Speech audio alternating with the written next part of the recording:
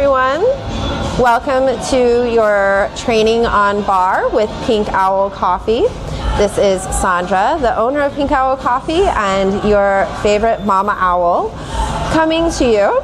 So we're going to go over today a couple of things. We're going to go over in-house cup sizes and to-go cup sizes, and we're going to make sure that your barista experience and training with Pink Owl Coffee is the best one ever. So what we are looking at here are our in-house drink sizes. We have everything from shots of espresso up to lattes. Let's go ahead and go over these sizes. The first one we have is the smallest one. This is our espresso cup. This cup is used for shots of espresso or for doing macchiatos. We do traditional macchiatos, and we'll go over that here in a minute. One thing I do want to note is that all of our drinks come with a double shot. So everything here you see will have 2 shots of espresso in it. So what we have here is an espresso cup. This will hold a double shot of espresso, up to 3 shots of espresso. Keep in mind that if you have more than that, you will need to go to a larger vessel just to know that it'll hold more fluid. But in terms of tradition, this is for a double shot of espresso. This is also for a traditional macchiato. Traditional macchiato will be a double shot of espresso marked with a little bit of steamed milk. So what you will do is, after you've had your shot of espresso in your cup, you add dollops of steamed milk to the actual top of your double shot of espresso. So that is the first one and second one. Next one in line is your cortado. A cortado is one of the harder drinks to master, not necessarily by having problems with steaming. It's a matter of portion size. Cortados are very particular, and the people who drink them are very particular on how they are made. Traditional cortado is going to be equal shots of espresso to milk. So you have a double shot of espresso, and it's going to be topped off with the same amount of textured steamed milk. This will make the perfect cortado for everyone every single time. Fun fact, if someone asks for a Gibraltar, it's the same thing. It's just the glass that it's in. So some people like to be fancy. Cortado, Gibraltar, same thing. Your next one in line is going to be your cappuccino. Cappuccinos are a little bigger than your cortado. Your cappuccino is also going to have a double shot of espresso in it. But with a cappuccino is going to be light and airy. It's going to have more foam to it than what a cortado would. And with that, it can be anywhere from a wet cappuccino to a bone dry cappuccino. The difference between a wet cappuccino and a dry cappuccino is the amount of foam. Dry cappuccinos, you want more foam than you want milk. Wet cappuccinos, you want more milk than foam. They can go either way.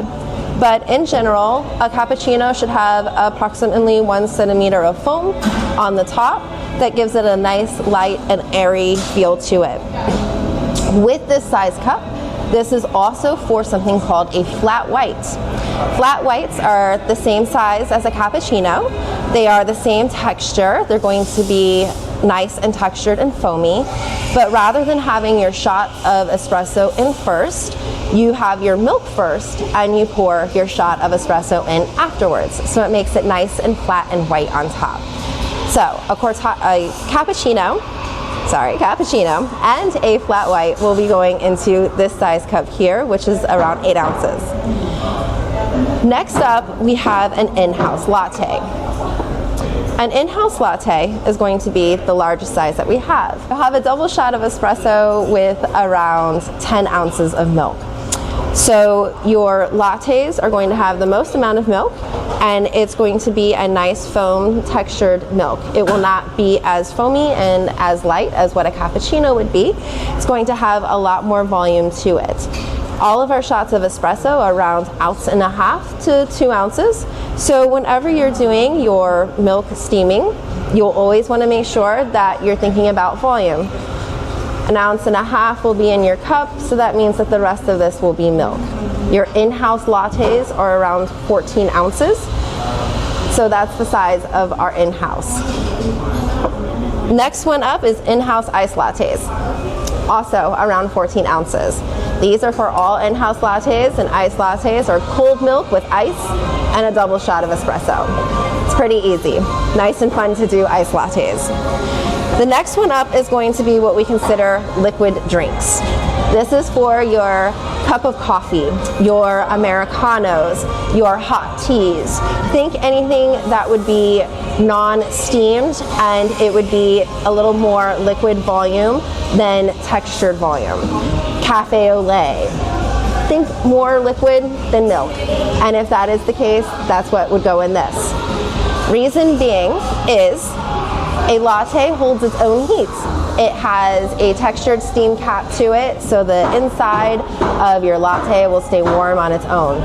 For something like a cup of coffee that is a little more liquidy, it doesn't have the ability to hold its heat, and that's where these nice tall cups come in. They like to hold in that heat and keep them nice and warm. Now, whenever we do in-house drinks, let's talk about proper setup. We have multiple cups and multiple plates, and they all get set up the same way. So for your espresso and macchiato, you're going to have a little tiny plate, in-house cup, and a beautiful little spoon on the side. Fun fact, people love to play with their coffee. Giving them a spoon gives them something to stir with, and they love to have that on the side. Next up is going to be your cappuccino and cortado. Your cappuccino, same thing, beautiful little plate. You can see the difference in size. There's a smaller hole on it than the latte. Your cappuccino on a plate, lovely and beautiful, spoon on the side. And same thing, cortado. It fits really nicely into that lovely little slot, and always make sure we have that spoon for our customer.